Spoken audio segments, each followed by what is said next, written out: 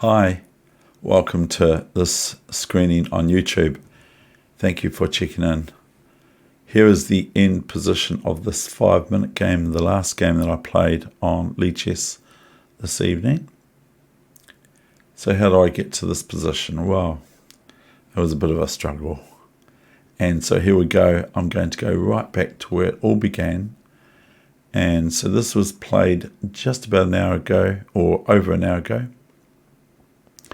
And my opponent is from Cuba. So I had quite a good game here. I quite enjoyed this game. So that's why I bring it here and share it with you. So here we go. Let's get back to where it all began. And I'm going to bring some exercises for you, if you so wish.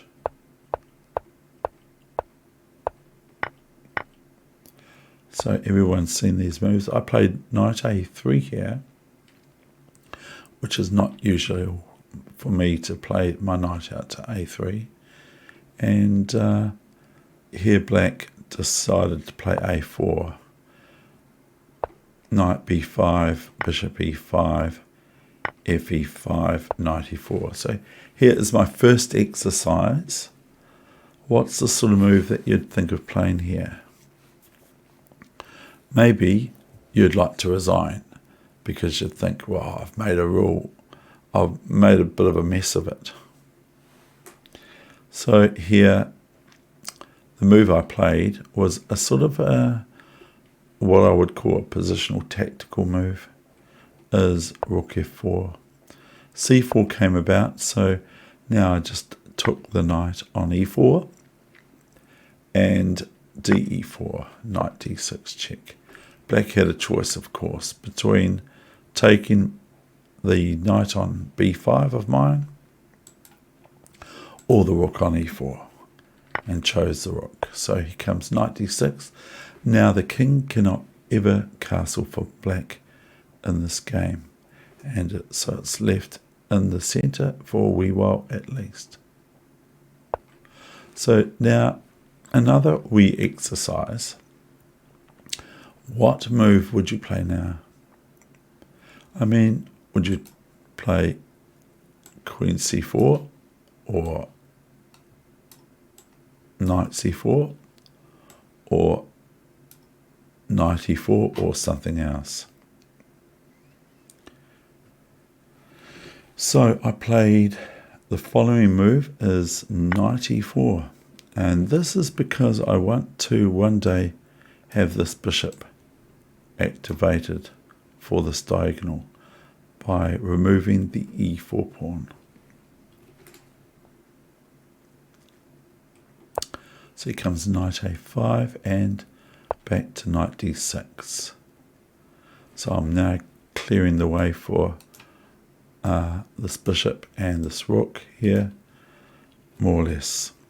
Okay, so that's my sort of ideas in this game here. So here's queen c6 and e4 as promised. Here comes b5. Now that's quite reasonable, I suppose. I suppose it's okay. And here I played a developing move. So I played the bishop out somewhere. So you've got a choice. You've got this, and that's about all the moves I'm looking at. So any move along this diagonal. Maybe I should play bishop g5. Okay. Check. Because you never miss a check. It may be mate. It may be mate. But I just played bishop f4. And here comes knight b7, a wee bit of an annoyance really. But guess what? I did something. I thought, hang on. I'll just, ignore it. I'll play rook f1. Rook f1, and now I'm threatening these checks here. And then this is a weak point, a soft spot of black's position. And of course, this pawn, if knight d6, then e6 check, and I think that's quite okay for white. Might not be. But that's how chess is, isn't it? F6. So your move, what sort of move would you play now?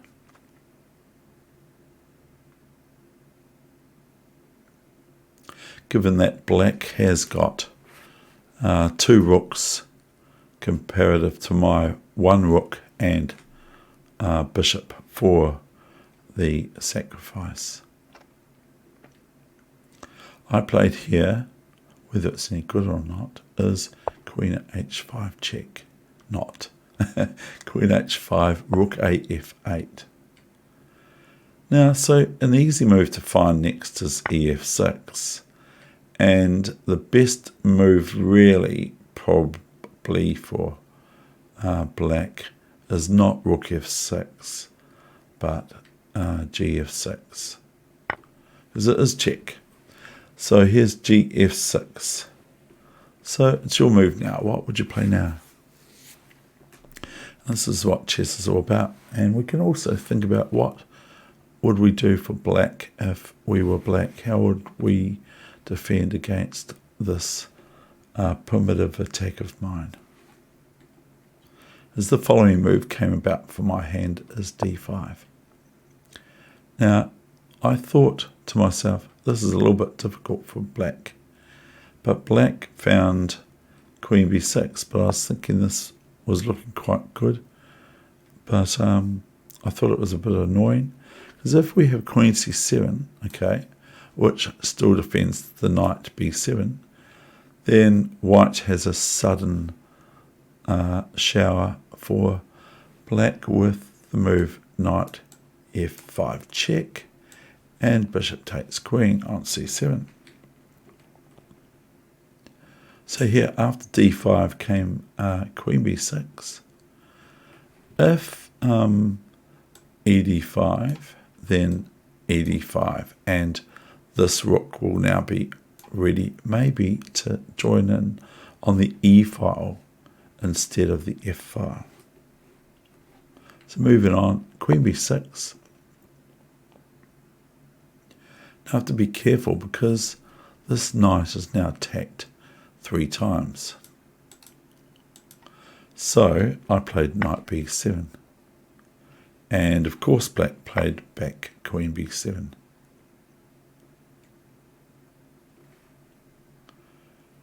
Now, what sort of move would you play now?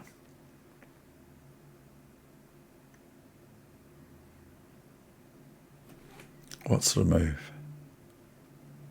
Resign. Yeah, fair enough. I played here bishop h6. Now I'm looking at these dark squares around black's king where this is the good thing about this bishop is it's pretty strong on the dark squares because it's a dark square bishop. So here's rook f7. And now we have a move that is getting a little bit annoying for black, is the following. So what would you play now? If I could, I would play d6, but king just takes on d6 and the queen is defending rook f7 from queen takes. See how I played the following move, e5. And of course, black here now plays queen d5,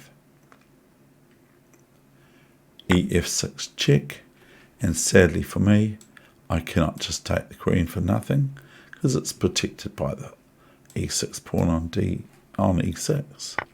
So here's rook f6. So it's only a few moves away from this game finishing. So we have, what would you play now for white? What sort of move would you play? Because notice, of course, that I'm going to be threatened with checkmate. And if I take here myself on f6, then black will play queen h5. And this queen is also attacking this eventually, but not yet, as it's defended by the queen on h5. But at the moment my queen is loose, so my queen dropped back to h4. Now I threaten, of course, queen f6 check, or rook f6 and discovery check back if the queen should go to d1. I'd have rook f1 discovery check on the king, and rook takes queen. Bit nasty though, really, isn't it? So here is queen e5. So can you find the move? It's pretty simple to finish this game off, and also this session. And I hope you enjoyed this session. The next move just is a bit of a cold shower really for black, even though my opponent is 22-14. It is the following move, and I'm sure everyone's seen it. But I will just say it involves a pin and almost a fork too, isn't it? A bishop fork is bishop g7. Now the dilemma for black is that upon rook f8, because the other rook can't move there because it's check, is now that bishop f8 is check, and the rook cannot capture, of course, because of check. And upon king taking, if we go king takes now, we can't do it now this time. If we go king f8, or king f7, or king f8, then we have, if king f7,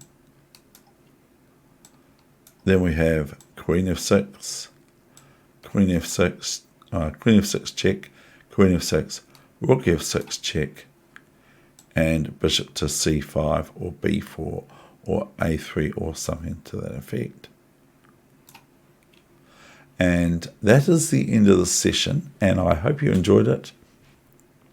Thank you for tuning in, and all the best with your chess. And that's David Weegenaar over and out. Okay, bye for now, and all the best. Bye.